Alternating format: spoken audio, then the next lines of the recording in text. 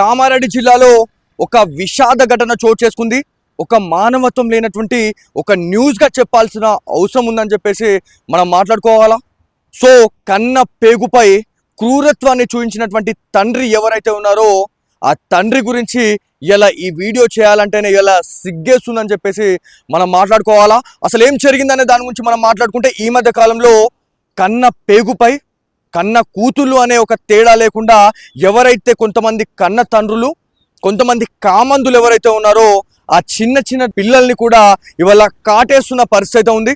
So అట్లాంటి ఇన్సిడెంటే కామారెడ్డి జిల్లాలో కూడా ఒకటి చోటు చేసుకుందని చెప్పేసి మనం మాట్లాడుకోవాలా. అసలు సీన్లోకి దిగితే కన్న పేగు పైనే క్రూరత్వాన్ని చూపించాడు ఆ కసాయి తండ్రి అని చెప్పేసి మనం మాట్లాడుతూ ఉన్నాం.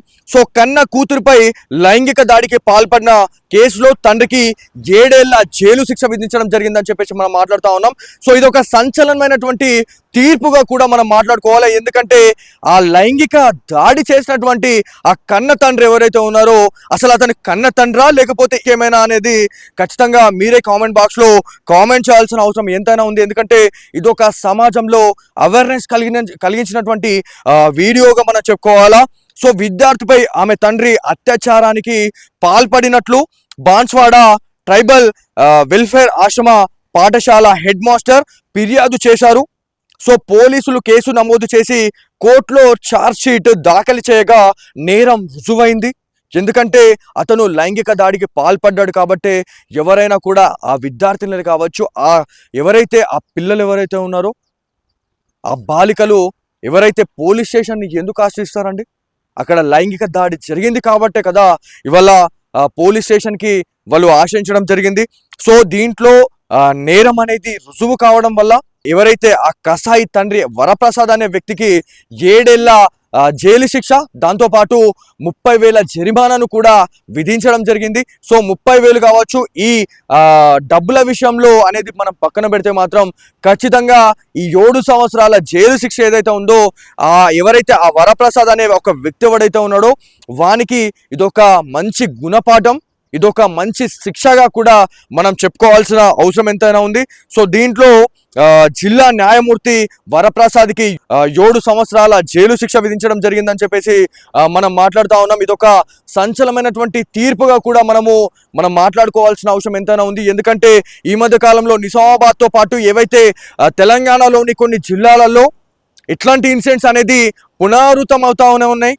సో రిపీటెడ్గా ఇట్లాంటి ఇన్సిడెంట్లు జరుగుతూ ఉన్నా కూడా ఇంకా ఏవైతే కొన్ని పోలీస్ స్టేషన్లో ఇట్లాంటి కేసులు నమోదు కావడం అనేది తీవ్ర చర్చనీయాంశంగా మారిందని చెప్పుకోవాలి. ఎందుకంటే ఇప్పుడున్నటువంటి సమాజంలో, ఇప్పుడున్నటువంటి నవేడేస్లో సోషల్ మీడియా అనేది ఎంత యాక్టివ్గా ఉంది, అసలు మనం ఏం చేస్తూ ఉన్నాం అనేది ఒక సోయి లేకుండా, సీసీ కెమెరాస్ ఉన్నాయా ఏమున్నాయా అనేది పక్కన పెట్టేసి ఎవరికి కూడా భయం లేకుండా ఇలా ఎవరిపైనో అత్యాచారం చేసేటువంటి వాళ్ళు ఎవరైతే ఉన్నారో ఇవాళ ఇంట్లోనే ఆ కన్న కూతుర్ల పైన కూడా ఇవాళ పడగ విప్పుతా ఉన్నారు, ఇవాళ వాళ్ళని కాటేస్తా ఉన్నారు అనడానికి ఇదొక ఉదాహరణగా చెప్పుకోవాలా. నిజంగా చాలా బాధేస్తుంది. ఇట్లాంటి న్యూస్ చెప్పాలంటే కూడా ఇవాళ సిగ్గేస్తుందని చెప్పుకోవాలా. ఇవాళ ఒక కోడి ఆ కోడి పిల్లల్ని రక్షించుకోవడానికి ఒక డేగ కావచ్చు, ఒక గద్ద వచ్చి ఎత్తుకపోతున్న టైంలో ఆ కోడి 2 రెక్కల్ని ముందుకు పెట్టుకొని ముందుకు వచ్చేసి ఆ గద్దని కూడా దాంతో పోరాడుతూ ఉంటుంది.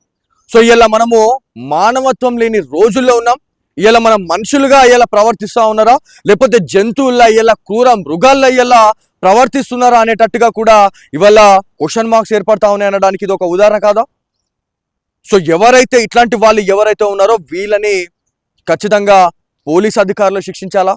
దాని తర్వాత తదుపరి చర్యల నిమిత్తం జిల్లా న్యాయమూర్తులు ఇట్లాంటి సంచలనమైనటువంటి తీర్పులు ఇవ్వాల్సిన అవసరం ఉంది. ఎందుకంటే ఇట్లాంటి ఇన్సిడెంట్లు మళ్ళీ పునరావృతం కావద్దు అంటే మీరు ఇస్తున్నటువంటి జడ్జిమెంట్ మీదనే ఆధారపడి ఉంది అని చెప్పి కూడా మనం మాట్లాడుకోవాలా. సో ఏది ఏమైనప్పటికీ ఇది చాలా దారుణమైనటువంటి ఇన్సిడెంట్గా మనం మాట్లాడుకోవాలి. ఎందుకంటే చాలా వరకు ఇట్లాంటి ఇన్సిడెంట్లలో మెయిన్గా ఇప్పుడున్న రోజుల్లో కన్న తండ్రులే ఇట్లాంటి ఇన్సిడెంట్లకు పాల్పడడం అనేది నిజంగా బాధాకరం.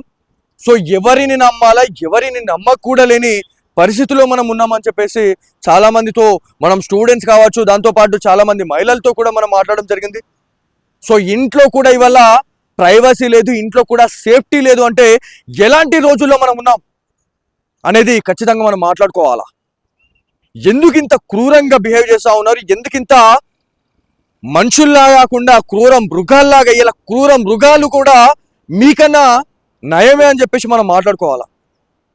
ఈ ఇన్సిడెంట్ విన్న తర్వాత కామారెడ్డి జిల్లాలో ఉన్నటువంటి ప్రజలు ఎవరైతే ఉన్నారో చాలా మంది హ్యాపీగా ఫీల్ అవుతా ఉన్నారు. ఎవరైతే ఆ నీచుడు, ఆ వరప్రసాద్ అనే వ్యక్తి ఎవడైతే ఉన్నాడో వాడికి 7 సంవత్సరాల జైలు శిక్ష వేయడం నిజంగా ఇంకా తక్కువ అయిపోయింది. 14 సంవత్సరాల జైలు శిక్ష వేయాల్సింది, ఆ జీవితం మొత్తం ఆ జైల్లోనే అయిపోయేది కదా అని చెప్పేసి కూడా చాలా మంది వాళ్ళ కోరుతున్న పరిస్థితి ఉంది. సో ఏదేమైనప్పటికీ నిజామాబాద్ జిల్లా, కామారెడ్డి జిల్లా, నిర్మల్ జిల్లా ఏవైతే నార్త్ డిస్ట్రిక్ట్స్ లో ఇదొక సంచలనమైనటువంటి తీర్పు, సంచలనమైనటువంటి వార్తగా నిలిచిపోయిందని చెప్పేసి మనం మాట్లాడుకోవాలి. ఎవరైతే ఇట్లాంటి ఇన్సిడెంట్స్ కి పాల్పడుతున్నామో, ఒకవేళ పాల్పడతాము అని చెప్పేసి అనుకున్న వాళ్ళు ఈ వీడియో చూసిన తర్వాత బుద్ధి తెచ్చుకోరి, లేకపోతే పోలీస్ అనాలే మీ బద్దలు భాష్యంగా చేయాల్సిన రోజులు దగ్గరలో వచ్చినాయని చెప్పేసి మనం మాట్లాడుకోవాలి.